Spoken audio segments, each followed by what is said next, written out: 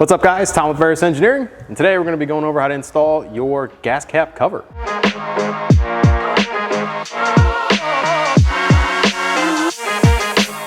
Step 1, open the gas cap door. Step 2, take the gas cap and snap it on, just like that. Ta-da! But wait, that's not all.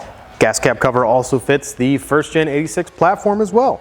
But real quick, basically what you're looking for, you can't really see them on camera. You can feel them with your finger, but on this inside edge, there are machined kind of teeth that are going to grab onto your gas cap. And so when you put them together and you squeeze them, you want to hear kind of an audible clicking noise. You will also feel it.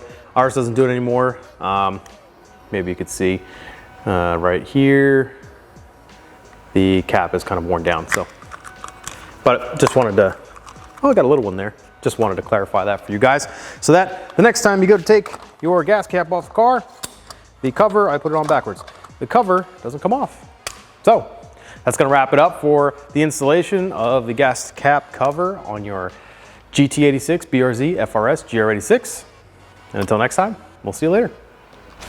Oh yeah, if you have any comments, questions, or concerns, be sure to email us at sales@verus-engineering.com. And now we'll see you later.